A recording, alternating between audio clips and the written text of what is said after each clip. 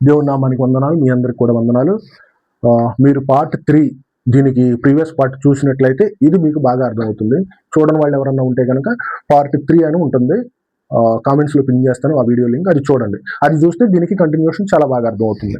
అంటే ఏం చెప్తున్నానంటే ఇక్కడ ఈ రోజున క్రైస్తవంలోకి తోడేళ్ళు ఎలాంటి పద్ధతుల్ని, ఎలాంటి పిచ్చి పిచ్చి వేషాలన్నింటినీ తీసుకొచ్చారు, సంఘం కూడా వాటిని ఎలా కంటిన్యూ అవుతున్నారు బ్లైండ్గా అనే దాన్ని నేను మాట్లాడుతున్నాను.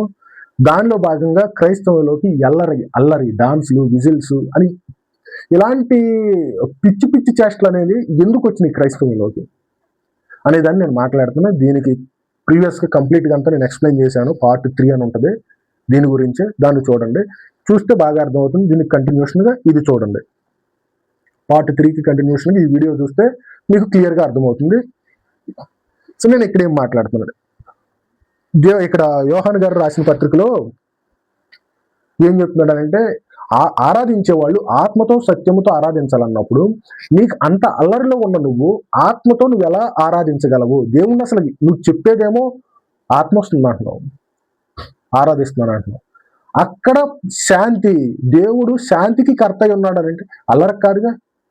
అల్లరికి కర్త కాని దేవుడు, శాంతికి కర్త అయి ఉన్న దేవుడు, అలాంటి దేవుణ్ణి ఆరాధించే నువ్వు అల్లరి ఎందుకు సృష్టిస్తున్నావు? అల్లరి ఉన్న చోట ఆత్మతోనూ సత్యముతోనూ ఆరాధించే మనసు నీలో ఎలా వస్తుంది? ఎందుకు వస్తుంది? నాకైతే రాదు.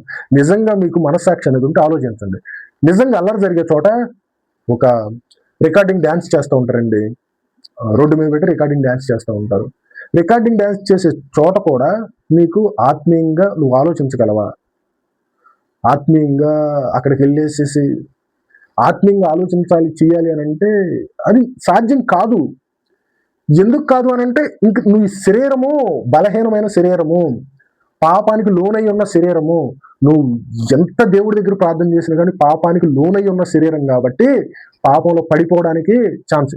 ఎగ్జాంపుల్, ఇప్పుడు ఎవరో ఒక అందమైన అమ్మాయి వెళ్తూ ఉంటుంది, అందమైన అమ్మాయి వెళ్తా ఉంది, లేదంటే ఎవరో అబ్బాయి వెళ్తా ఉన్నారు, ఏదో ఒక పాపం అనేది నీకు కనిపించింది, లేదంటే ఫోన్లో కానీ కనిపించింది, ఫోన్లో ఏదైనా స్లైడ్ వాకింగ్ చేసేటప్పుడు కనిపించినప్పుడు దాన్ని ఏదైనా ఒక చూడకూడదు దాన్ని ఏదైనా చూసామనుకో, నువ్వు నీ మనసు అనేది ప్రశాంతంగా ఉంటుందా? ఉండదు. ఇది నిజం. దానికి ఏం చేయాలి? నీ కంటికి పాపం కనపడకుండా జాగ్రత్త పడాలి. నీ కన్నులను తేటగా ఉంచుకోమని చెప్పి. పాపం చూడకూడదు, చూస్తే నువ్వు ఆగలేవు, ఎందుకని నువ్వు పాపానికి లోనై ఉన్న మనిషివి కాబట్టి. సో అలాంటి మనిషి నీవు అలాంటి అల్లరికి కేంద్రీకృతమైన చోటకి వెళ్ళినప్పుడు నువ్వు పాపాన్ని జయించగలిగే మనిషిలాగా నువ్వు ఎలా ఉంటావు? అలాంటి అల్లరి ఉన్న చోట ఆత్మానుసారంగా నువ్వు ఎలా ఆలోచించగలుగుతావు? ఇలా ఎందుకైంది అని అంటే నేను అదే చెప్తున్నాను, ఇంతకు ముందు పాటలు చెప్పినట్లు కూడా. ఎందుకు ఇలా సేవకులు తయారయ్యారు, ఎందుకు ఇలా ఈ రోజున విశ్వాసులు తయారంటే క్రైస్తవ్యం అంటే పందెము లాంటిది, పోరాటం లాంటిది, ఓపికతో పరిగెత్తే పందెం లాంటిది. అలాంటి పందెంలో పరిగెత్తే ఓపిక అనేది ఈ రోజున క్రైస్తవులు సంఘంలో లేదు కాబట్టి అలాంటి బోధన చెప్పే బోధకులు కూడా ఎలా వీళ్ళని చక్కగా హ్యాపీగా ఉంచడానికి వాళ్ళు కూడా అలాంటి బోధనే చెప్తున్నారు. హ్యాపీగా ఇద్దరికీ సరిపోతుంది. ఇక్కడ పౌలు గారు ఏమన్నారంటే సులువుగా చిక్కులో పెట్టు పాపమును విడిచిపెట్టి, అంటే చెప్పేది ఎవరికి? సంఘానికి. అంటే అనుభవపూర్వకంగా యేసు క్రీస్తుని దేవుడే రక్షకుడు, యేసు క్రీస్తే రక్షకుడు అని, యేసే రక్షకుడు అని అంగీకరించిన వాళ్ళతో ఏం చెప్తున్నాడు? సులువుగా పాపంలో పడిపోతారు. వాళ్ళు పడిపోతారు. సులువుగా చిక్కుల పెట్టు పాపమును విడిచిపెట్టి విశ్వాసమునకు కర్తయు దానిని కొనసాగించువాడునైనా యేసు వైపు చూచుచు మన ఎదుట ఉంచబడిన పందెములో ఓపికతో పరిగెత్తుదము. అంటే ఎంత ఓపికతో పరిగెత్తాల్సిన జీవితం అనేది క్రైస్తవంలో ఉంటుందా? ఉంటది. ఎందుకు ఉంటుంది అని అంటే క్రైస్తవం అంటే ఆషామాషి కాదు, పందెం. నీ యొక్క మనసుని, నీ యొక్క శరీరాన్ని అన్నిటినీ కంట్రోల్లో ఉంచి పాపాన్ని నువ్వు జయించగలిగే శక్తి రావాలి అని అంటే పందెం. అసలుకి నువ్వు నిజంగా దేవుణ్ణి కలిగి జీవించేటప్పుడు ఒక ఇంట్లో ఉన్నప్పుడే చాలా కష్టాలు వస్తూ ఉంటాయి. కష్టాలంటే నేను చెప్పేది భౌతికమైన కష్టాలు కాదు, నువ్వు క్రైస్తవుడిగా జీవించడానికి మెనీ ఛాలెంజెస్ని నువ్వు ఫేస్ చేయాల్సి వస్తుంది. అంత ఈజీ కాదు, అంత ఆశమాషి కాదు. తల్లిదండ్రులు ఏదన్నా తప్పు చేసినా, తప్పుని కానీ అనిపించినా, బైబిల్ వ్యతిరేకంగా అటుగా ఇటుగాని చెప్పినప్పుడు తల్లిదండ్రిని, భార్యని, ఇంకా నీ కుటుంబంలో ఎవరున్నా కానీ నువ్వు చూస్తూ ఊరుకోవు. చెప్తావు, అది తప్పు ఇది తప్పు అలా చేయకూడదని ప్రతిసారి చెప్తా ఉంటావు. చెప్తున్నప్పుడు ఏమవుతుంది, కుటుంబంలో ఒక ప్రణయం, ఒక పని వస్తుంది, ఇంకా అక్కడ ఒక పోరాటం వస్తుంది. నువ్వేం చేయాలి, ఓపిగ్గా ఇంట్లోనే కూర్చొని ప్రతి ఒక్కరితో పోరాటం చేస్తూ ఉండాలి. అంటే దేవుడు చెప్పేది ఏంటి అని అంటే, క్రైస్తవం అంటే ఎంత కష్టమైంది, క్రైస్తవుడిగా నువ్వు బ్రతకాలి అని అంటే ఎంత కష్టపడాలి, ఎంత పోరాటం పోడాలి, ఎంత ఓపికగా నువ్వు పరిగెత్తాలి. ఎవరి వైపు చూసి, యేసుక్రీస్తు నా కొరకు ఇంత కష్టం పడ్డాడు. నేనైతే సిలువ వైపు, ఈ మాట కూడా చెప్తాడు కదా, పాపాత్ములు తనకు వ్యతిరేకముగా చేసిన తిరస్కారమంతి ఓర్చుకొనిన ఆయనను తలంచుకొనుడి. మీరు పాపముతో పోరాడుటలో రక్తము కారునంతగా ఇంకా దానిని ఎదిరింపలేదు. మనం పాపంతో పోరాడినప్పుడు అనంటే పాపంతో పోరాటం ఉంటుందా? ఉంటుంది. పాపంతో పోరాడేటప్పుడు మనం రక్తం కారేంతగా అయితే మనం ఇబ్బంది పడట్లేదు. ఆయన రక్తం కార్చి పాపంతో పోరాడి గెలిచి మనకు ఆయన నీతిని మనకు ప్రసాదించిన దేవుడు వైపు చూచుతూ నువ్వేం చేయాలంటే పాపముతో పోరాడాలి. పాపంతో పోరాటం ఉంటుంది. ఈ సువార్త అనేది, ఇది సువార్త, మంచి వార్త. దేనికి మంచి వార్త? నీ పాపాన్ని విడిచిపెట్టి నీకు మరణం తర్వాత ఏదైతే ఒక జీవితం ఉందని నువ్వు విశ్వసిస్తున్నావు, నిరీక్షిస్తున్నావో అలాంటి జీవితం కావాలి అనుకుంటున్న వాళ్ళకి ఇది సువార్త. ఏది?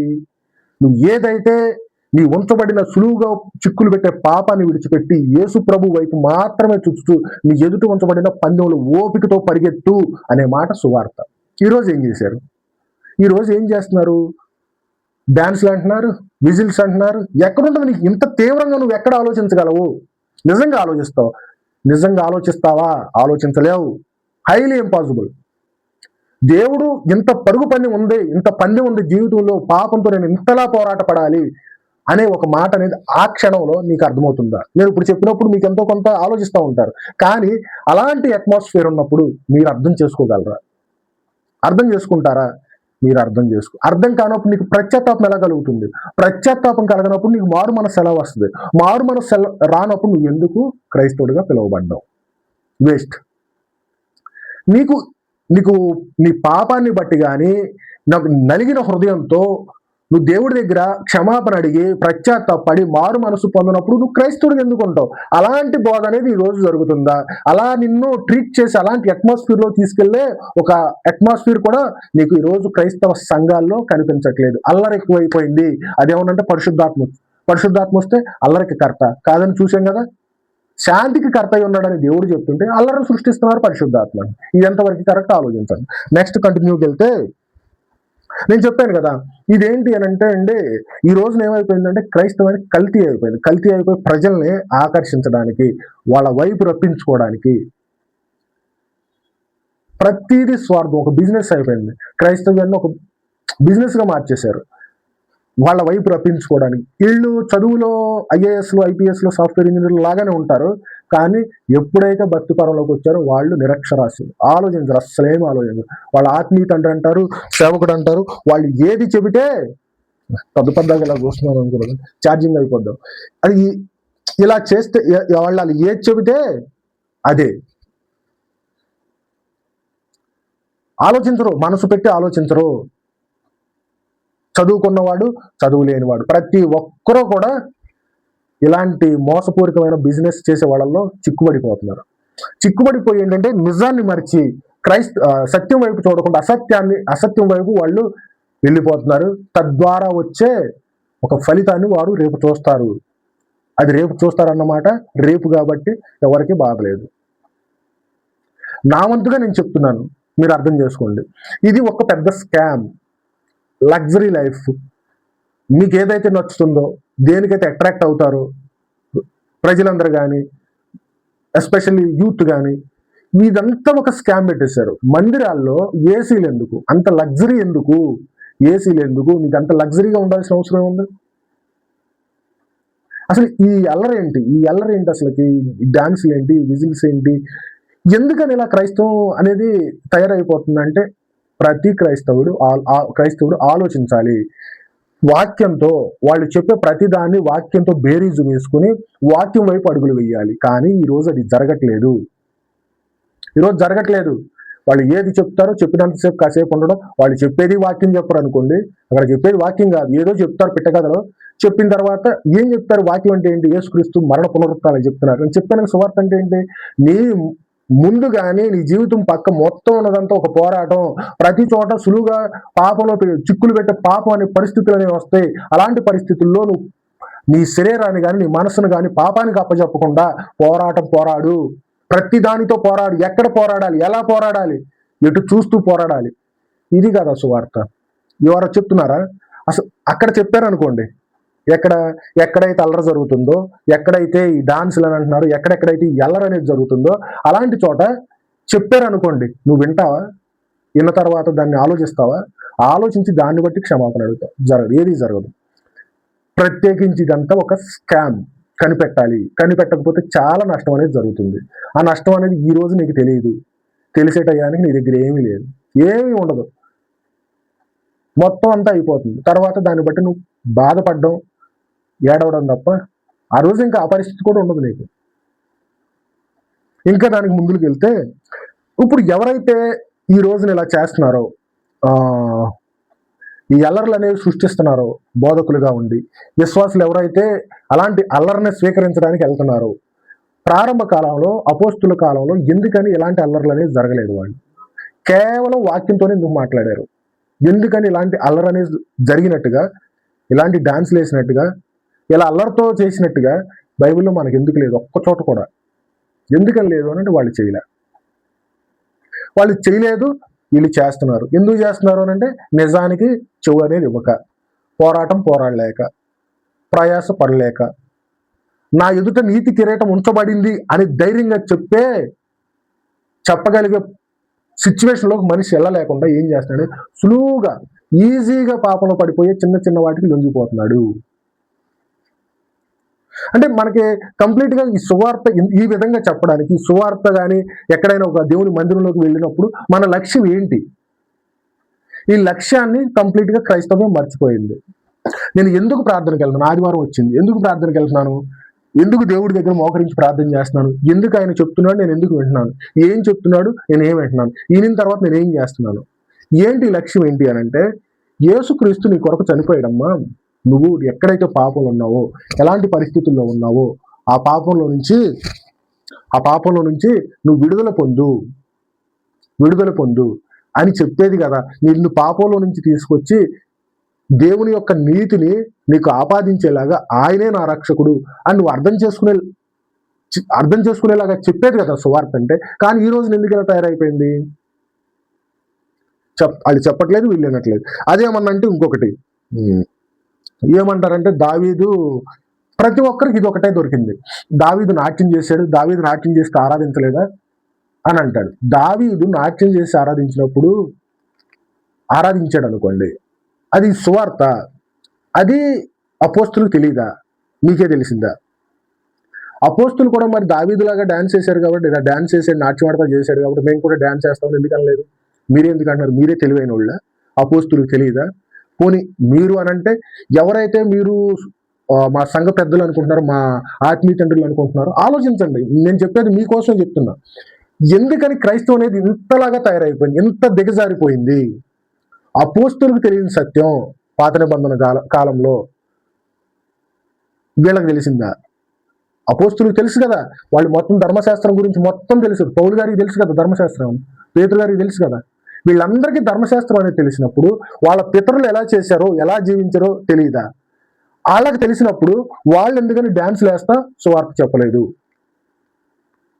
డాన్స్ వేస్తా ఎందుకు చెప్పలేదు వాళ్ళు అని అంటే, డాన్స్ చేస్తా చెప్తే, అల్లరి చేస్తా చెప్తే అక్కడ గంభీరమైన పరిస్థితి, గంభీరమైన వాతావరణం ఉండదు. దేవుని యొక్క సువార్త అనేది కంప్లీట్ గంభీరమైన అట్మాస్ఫియర్లో జరగాలి, గంభీరమైన వాతావరణంలో జరగాలి. మాట దేవుని గురించి చెప్తున్నప్పుడు నీ మనసు అనేది కదిలిపోవాలి, నలిగిపోవాలి. ఆ టైంలో నేను తప్పు చేశాను ప్రభువా, ఇది నా పాపము, నన్ను క్షమించు అనే పరిస్థితిలోకి రావాలంటే గంభీరమైన వాతావరణంలో నువ్వు ఉండాలి. అల్లరి చేస్తా ఉంటే దేవుడి వాక్యం అంటే దావీదుని తీసుకొస్తున్నారు. దావీదుని తీసుకొచ్చినప్పుడు దావీదు నాట్యం ఆడతా మాత్రమే చేశాడా? ఇంకేం చేయలేదా? దావీదుకి ఎంతమంది భార్యలు? దావీదు వ్యభిచారం చేశాడా? వ్యభిచారం చేశాడు, పాపక్షమాపణ అడిగాడు. నువ్వు కూడా వ్యభిచారం చేసి పాపక్షమాపణ అడుగుతావా ఏంటి? దావీదు సున్నతి చేయించుకున్నాడా? నువ్వు కూడా చేయించుకుంటావా? ఎందుకని ఈ మాత్రం కూడా ఆలోచించలేకపోతున్నారు? పాత నిబంధన కొత్త నిబంధన అనేది ఉన్నప్పుడు పాత నిబంధన అనేది కంప్లీట్గా యేసు రాకముందు అదంతా ఒక ఛాయ. ఎప్పుడైతే యేసుక్రీస్తు వచ్చాడో, యేసుక్రీస్తు వచ్చినప్పుడు ధర్మశాస్త్రం అంతా కొట్టివేశాడు. యేసుక్రీస్తు మరణంతో పునరుత్థానంతో నువ్వు చూడాల్సింది ఎప్పుడు కూడా యేసుక్రీస్తు వైపు మాత్రమే. పాత నిబంధనలో అక్కడ ఉన్నది ఏంటి అని అంటే నీడలు, రూపకాలు, ప్రతీకలు అయితే యేసుక్రీస్తు వచ్చిన తర్వాత కొత్త నిబంధనలు ఉన్నది యేసుక్రీస్తు శిలువ పునరుత్థానం. నువ్వు చూడాల్సింది యేసుక్రీస్తు వారి శిలువ త్యాగాన్ని మాత్రమే చూడాలి. పాత నిబంధన వైపు చూడడానికి వీల్లేదు. పాత నిబంధనలో వాళ్ళు ఆచరించిన ఆచారాలు కానీ ఆయన చేసినట్టుగా చేస్తున్నావు. ఒక్కటే ఎందుకు చేస్తున్నావు? ఇది ఒక్కటే చేస్తావా? దావీదు నాట్యం ఆడాడు, అదొకటి దొరికింది. దశంభాగం ఇచ్చారు, అదొకటి దొరికింది. ఎందుకని మిగతా బలులన్నీ వదిలేశారు? మిగతావన్నీ ఎందుకు వదిలేస్తున్నారు? సున్నతిని ఎందుకు వదిలేశారు? వీళ్ళకి పాత నిబంధనలో మన పితరులు కానీ మన ఇశ్రాయేలు ఆ వంశంలో వాళ్ళు చేసినవన్నీ కూడా చాలా ఉన్నాయి. కానీ కొన్నింటిని మాత్రం ఒక చెర్రీ పికింగ్ లాగా తీసుకుని ఎందుకు పెట్టుకుంటున్నారు? ఎందుకనంటే వారికి అనుకూలంగా ఉన్న వాటిని మాత్రం తీసుకొచ్చి పెట్టుకుంటున్నారు. ఏదైతే వాళ్ళకి సరిపోద్దో దాన్ని మాత్రం చక్కగా బోధలో కలిపేస్తున్నారు. ప్రతికూలంగా ఉన్నదాన్ని వదిలేస్తున్నారు. వాళ్ళు వదిలేశారు. మనం అన్న అడగాలిగా. క్రైస్తవులుగా బ్రతికే మనము అడగాలి కదా. క్రైస్తవులుగా ఉన్న మనం అడగాలి కదా. అంటే ప్రతి ఒక్కరికి దావీదు నాట్యం ఆడుతూ డ్యాన్స్ చేయలేదా? డ్యాన్స్ చేస్తే ఆరాధించలేదా? అంటే నువ్వు దాని వైపు ఎందుకు చూస్తున్నావు? మనకి యేసుక్రీస్తు మరణ పునరుత్థానాల తర్వాత అపోస్తులు వచ్చారు కదా. అపోస్తులు ఏమైనా చేశారు అలాగా? అది పాత నిబంధన, ఇది కొత్త నిబంధన. పాత నిబంధనలో వాళ్ళకి కొన్ని సంప్రదాయాలు ఉన్నాయి. ఇలా బ్రతకాలి, ఇలా బ్రతకాలని చెప్పేసి ఒక ధర్మశాస్త్రం అనేది ఉంది. మనకిచ్చాడు ధర్మశాస్త్రం, మనకిచ్చాడు ఆజ్ఞలు. ఇలా బ్రతకండి, ఇలా చెయ్యండి, ఇలా చేయండి. నీకు చెప్పాడా? ఎందుకని దానివైపు ప్రతిసారి దావీదుని తీసుకొస్తారు? దావీదు అలా చేశాడు, మేము కూడా అలా చేస్తామని అంటారు. ఆలోచించండి. అంటే ఇంకా తర్వాత నేను ఏం చెప్తానంటే, గలతీయులకు రాసిన పత్రిక 1వ అధ్యాయం 15వ వచనంలో ఒక మాట చెప్తాను.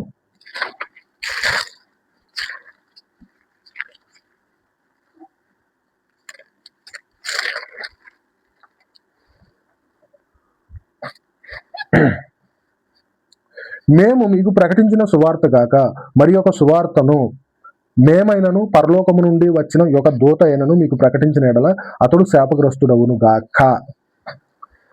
అంటే ఇప్పుడు వరకు ఏదైతే వీళ్ళు అపోస్తులు ప్రకటించారో ఆ సువార్త కాకుండా ఇంకేదైనా తీసుకొని వస్తే వాళ్ళు ఏమవుతారంటే శాపగ్రస్తులు అవుతారు. అసలు ఈ భయం అనేది వీళ్ళకి ఎవరైతే తప్పుడు బోధలు చేస్తున్నారో, ఎవరైతే బైబుల్ని కంప్లీట్గా ఈ సువార్తనంతా వక్రీకరించేస్తారు, వాళ్ళకి ఏమాత్రం భయం ఉంటుంది. అది చెప్పేది ఏంటంటే వీళ్ళందరికీ బోధించి నేను ఎక్కడ భ్రష్టుని అయిపోతాను అని పౌలు గారికి ఉన్న భయం అనేది ఈ రోజున ఎవరికీ లేదు. ఆయన ఏమంటున్నాడు? మేమైనాను అంటే మళ్ళీ మాకు కూడా గ్యారంటీగా లేదు. మేమైనా తెచ్చే ఛాన్స్ ఉందా?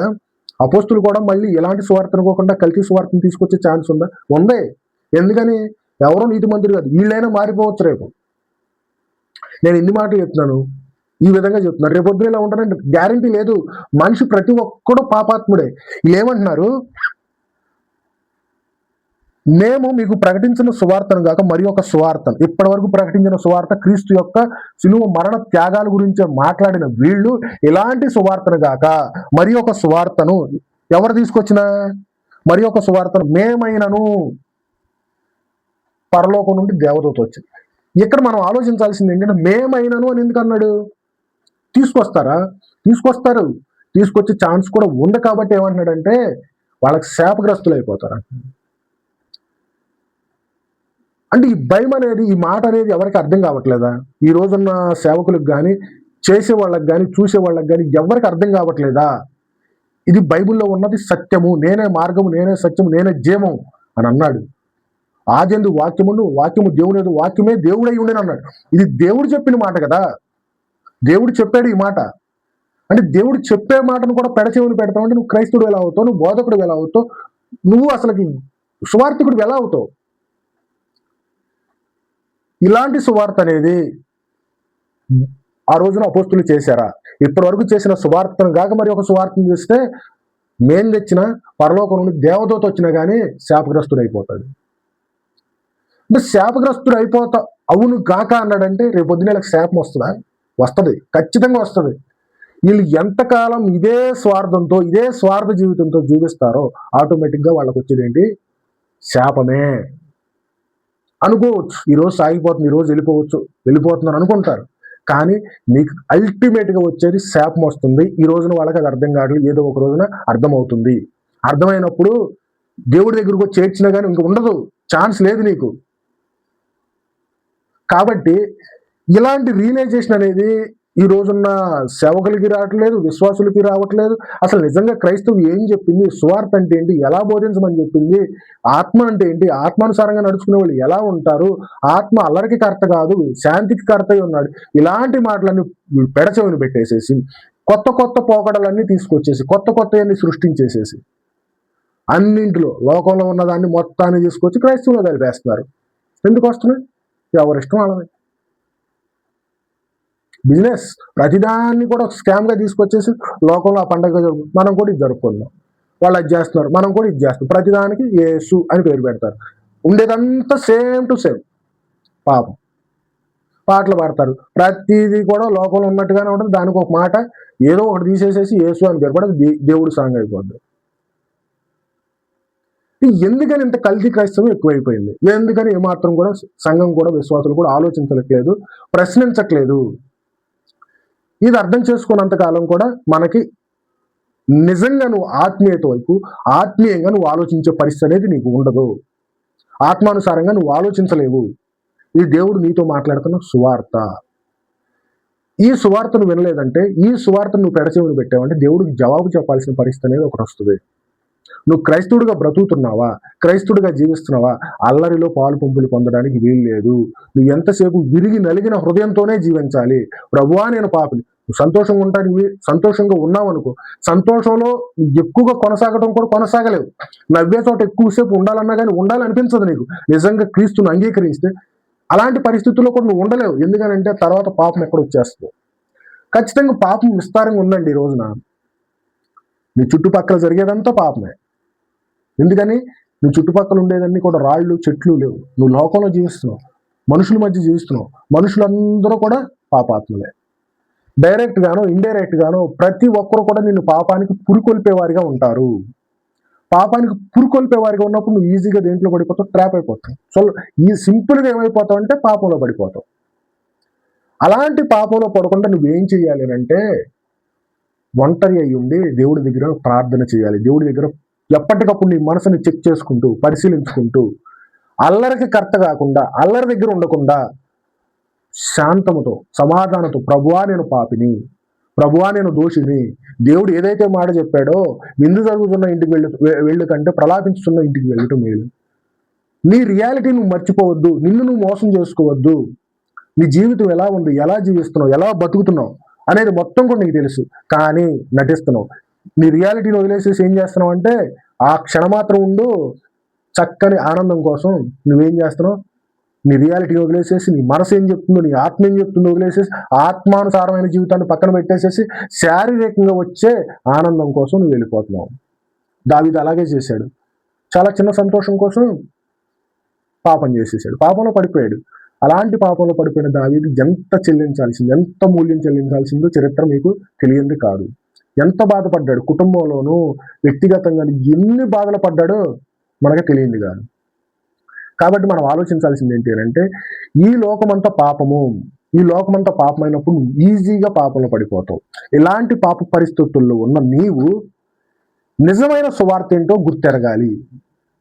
నిజమైన సువార్త అల్లరిలో లేదు, అల్లరిలో నీకెక్కదు, అల్లరిలో నువ్వు ఆలోచించలేవు, అల్లరిలో నువ్వు విరిగి నలిగిన మనసుతో ఉండలేవు. పశ్చాత్తాప హృదయం అల్లరిలో రాదు. పశ్చాత్తాప హృదయం వచ్చి నీవే నాకు రక్షకుడు ప్రభువా అని అడిగే ఒక మనసు అనేది నీకు అల్లరి దగ్గర రాదు. అల్లరిలో ఆత్మానుసారంగా ఆలోచించడం అసాధ్యం. అల్లరి జరిగే చోట ఆత్మానుసారంగా నువ్వు ఆలోచించలేవు, ఖచ్చితంగా ఆలోచించలేవు. అల్లరిలో ఉన్నప్పుడు నువ్వు ఇంకా పాపానికి పురుకొల్పబడుతావు. ఏదో ఒక విధంగా పాపం చేయడానికి ఎక్కువ అవకాశం ఉంది, కానీ పశ్చాత్తాపడడానికి ఏమాత్రం అవకాశం లేదు. కాబట్టి నేను రోజు చెప్పాలనుకున్నది ఏంటి అని అంటే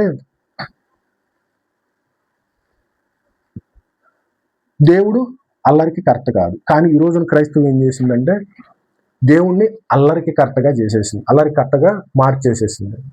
ఇలా మార్చిన క్రమంలో మనం ఏం చెయ్యాలి? మనం ఏం చెయ్యాలంటే సత్యాన్ని గుర్తెరగాలి.